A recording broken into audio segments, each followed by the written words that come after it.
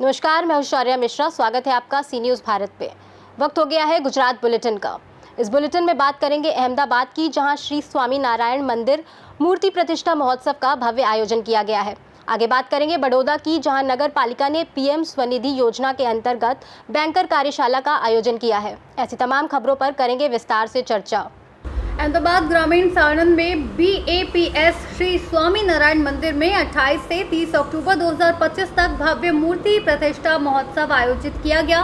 3 दिवसीय आयोजन में धार्मिक व सांस्कृतिक कार्यक्रम हुए, जिसमें शोभा यात्रा में 20 प्रदर्शन और लगभग 2000 श्रद्धालु शामिल हुए।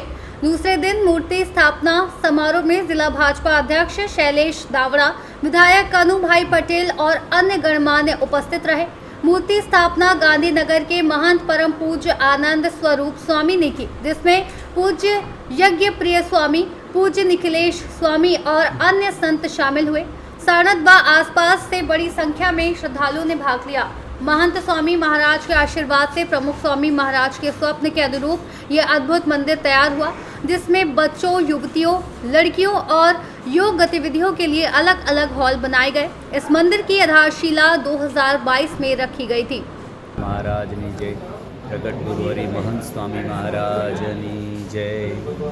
साणंदनी अंदर जमीन संपादन થઈ અને આ 3500 વાર જગ્યાની અંદર 2022ની અંદર આ મંદિરનું ખાત વિધિ થયેલો અને ત્યારબાદ આ મંદિરનું જે કાર્ય થયું બધા હરિભક્તોના સમર્પણ ભાવથી થયું અને મંદિર તૈયાર થયું એટલે 2 દિવસ આ મંદિરનો કાર્યક્રમ રાખેલો પ્રતિષ્ઠાનો।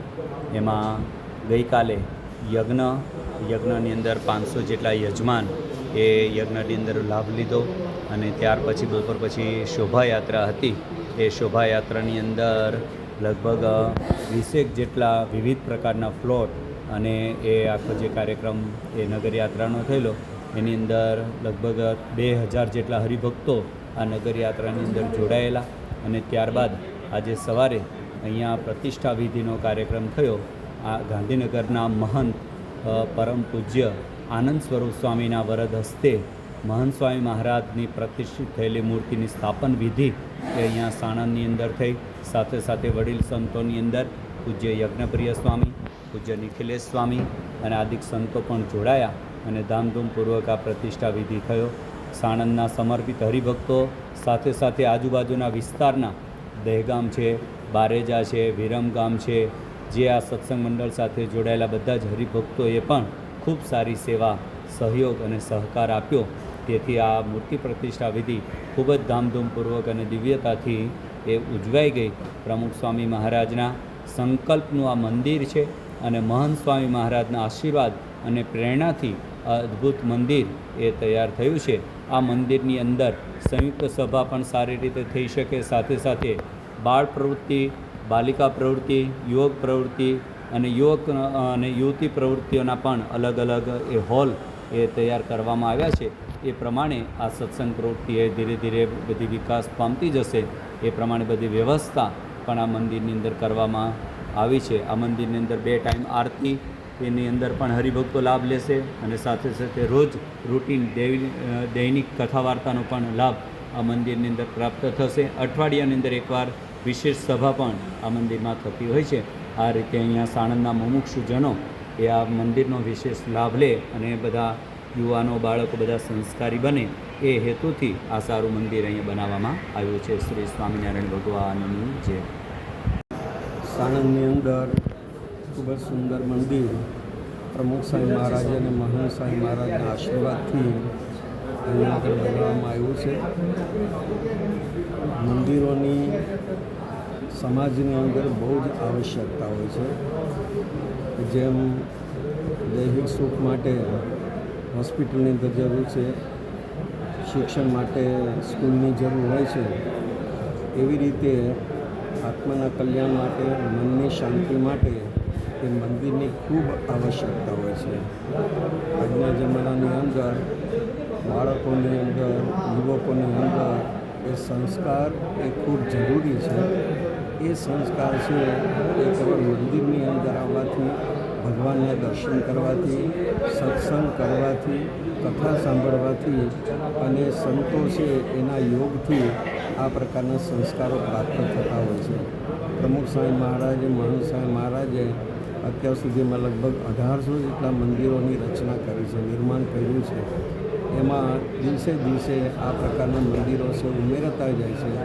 એને લીધે આજે સમાજની અંદર એક સંસ્કારી સમાજ છે એ ઊભો થાય એ પ્રકારના પ્રયત્ન એ મહંત સ્વામી મહારાજ છે એ કરી રહ્યા છે.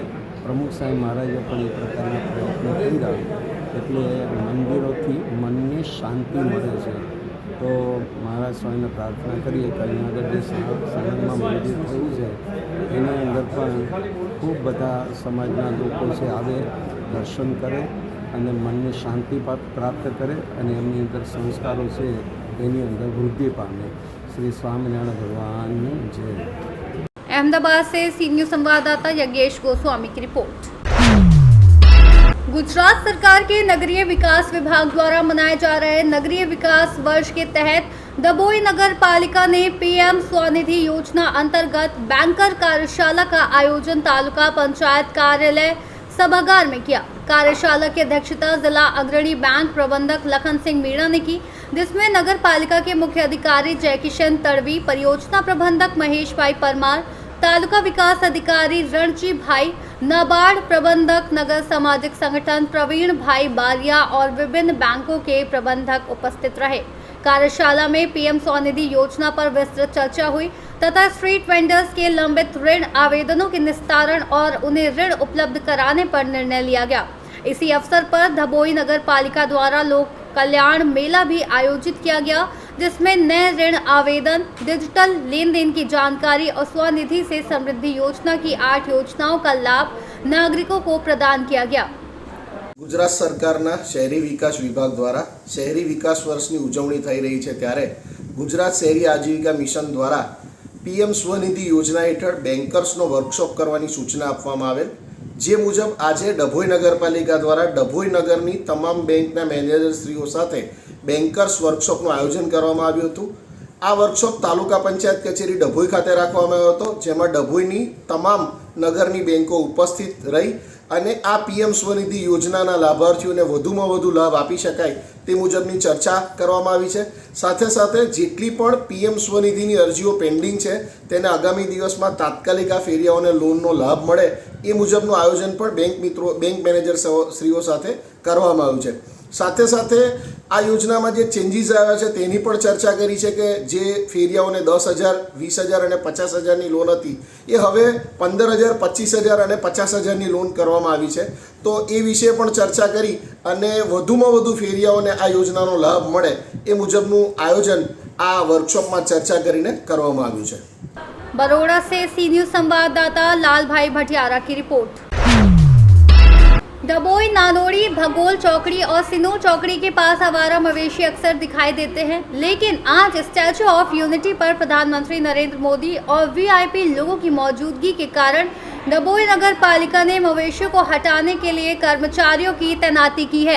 नगर पालिका ने वीआईपी व्यवस्था के लिए पूरे शहर में कर्मचारियों को नियुक्त कर सड़कों से मवेशियों को दूर रखा है।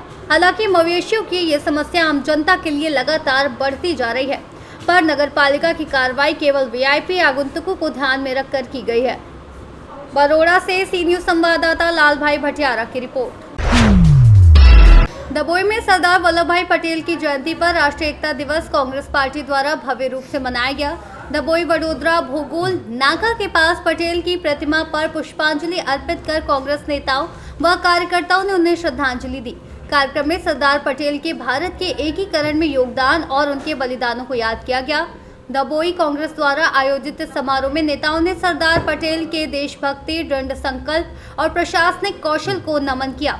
इस अवसर पर सुधीर भाई बारोट, सतीश भाई रावल, मुस्तफ़ा खलीफा, अजय भाई राठवा, कुणाल भाई तड़वी, फिरोज भाई बागीवाला सहित बड़ी संख्या में कार्यकर्ता उपस्थित रहे और सभी ने सरदार पटेल के आदर्शों पर चलने तथा राष्ट्रीय एकता बनाए रखने का संकल्प लिया। सरदार वल्लभभाई पटेलनी 150મી जन्म जयंती निमित्ते डभोई शहर कांग्रेस તેમજ તાલુકા કોંગ્રેસ દ્વારા અહીંયા ડભોઈ ચોક ખાતે તેમને પુષ્પાંજલિનું કાર્યક્રમ રાખવામાં આવ્યો હતો અને આજે અમે ગર્વથી કહી શકીએ છીએ કે આજે આટલા વર્ષો પછી પણ જે એમના કાર્યો હતા તે બિરદાવવા માટે લોકો આજે પણ એમને ભૂલ્યા નથી. જ્યાં સુધી આ દુનિયામાં ભારત દેશનું અસ્તિત્વ છે ત્યાં સુધી આ સરદાર વલ્લભભાઈ પટેલને કોઈ ભૂલી શકે એમ નથી. કારણ કે એ જ્યારે એમનું મૃત્યુ સમયે એમનું બેલેન્સ ફક્ત 250 થી 300 રૂપિયા હતું અને આજે વિશ્વમાં એટલી એમની ઊંચી પ્રતિમા બનાવી છે, એમને જોવા માટે પણ 3-3 ને 4-4 હજાર રૂપિયા જેટલા આપણે ખર્ચવા પડે છે. એ જ બતાવે છે કે આ ગુજરાત કોંગ્રેસ પ્રદેશ પ્રમુખ તરીકે પણ એમને 30 થી 40 વર્ષ અને રાષ્ટ્રીય પ્રમુખ, ત્યારબાદ અહીંયા ગૃહપ્રધાન પણ રહી ચૂક્યા છે અને એમને એટલી બધી સારી સેવાઓ આપી જે આખા દેશને ભેગા કર્યા છે. 562 રજવાડાઓ ભેગા કર્યા છે. એમના કાર્યો જીવનમાં કોઈ પણ આ દેશ ભારત દેશ ભૂલી શકે તેમ નથી. बड़ौदा से सी न्यूज संवाददाता लालभाई भटियारा की रिपोर्ट। दबोई तालुका में पिछले 5 दिनों में 5 इंच बारिश दर्ज की गई, जिससे इस सीजन की कुल वर्षा 40 इंच पहुंच गई। लगातार हो रही बेमौसम बारिश ने किसानों की तैयार फसलों को भारी नुकसान पहुंचाया है। धान, कपास और सोयाबीन जैसी फसलें जलमग्न हो गई हैं, जिससे किसानों की महीनों की मेहनत और निवेश पर पानी फिर गया है। खेतों में जल भराव के कारण धान की कटाई रुक गई है और आर्थिक संकट गहराता जा रहा है। किसानों ने राज्य सरकार से तुरंत सर्वेक्षण कराकर फसल क्षति का आकलन करने, उचित मुआवजा देने और भीगी हुई फसल को न्यूनतम समर्थन मूल्य पर खरीदने की मांग की है। साथ ही किसानों ने आग्रह किया कि वडोदरा जिले की सहायता सूची से बाहर न रखा जाए। ડભોઈ તાલુકાના શંકરપુરા ગામની આજુબાજુ આવેલ ગામ વડદ, તેન તલાવ, શિરોલા, સાઠોદ, કનાળા ગામડીની અંદર ઓછામાં ઓછી 5000 એકર જમીનની અંદર ઓછામાં ઓછું 14 થી 15,000 કરોડ રૂપિયાનું ખેતીનું અલગ અલગ પાકોને નુકસાન થયેલું છે, જેવા કે સોયાબીન, કપાસ, દિવેલા, શાકભાજી, અન્ય પાકોની અંદર સરેરાશ આટલું નુકસાન થયું છે. આજ સુધી કોઈ સર્વે કરવા આવેલ નથી અને અમને કોઈપણ જાતનું વળતર મળેલું નથી.